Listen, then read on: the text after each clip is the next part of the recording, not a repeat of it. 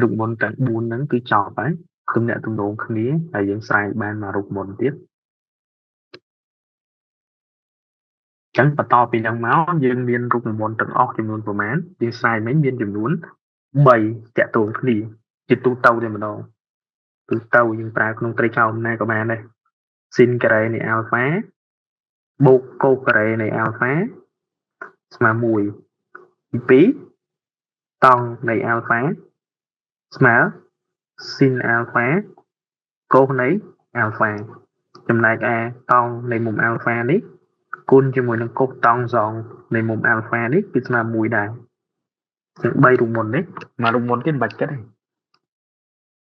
តោះណាDon'tបងចូលខ្លួនឯងដែរឃើញរូបមន្ត1បូកជាមួយនឹងតង់នៃមុំអាល់ហ្វាការ៉េស្មើ1នៅលើកូសការ៉េអាល់ហ្វា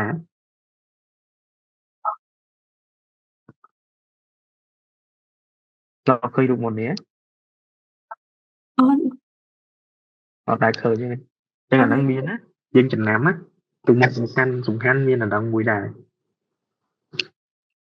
តែរូបមន្តហ្នឹងបានមកពីការស្រាយធម្មតាចឹងខ្លួនឯងមានតង់ហ្នឹង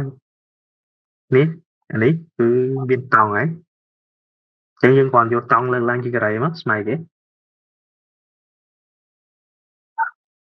ស៊ីនការ៉េអាល់ហ្វាលើកូការ៉េនៃអាល់ហ្វាមិនចឹងណា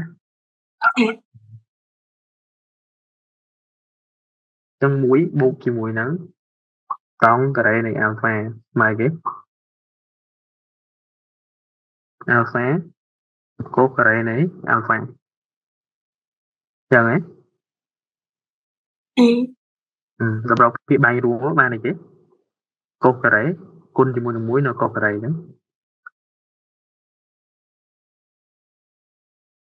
កូការ៉េនៃអាល់ហ្វាចឹងយើងឃើញជាមួយនេះហ៎នេះមួយនេះឃើញមកស្មើគេស្មើមែនស្មើ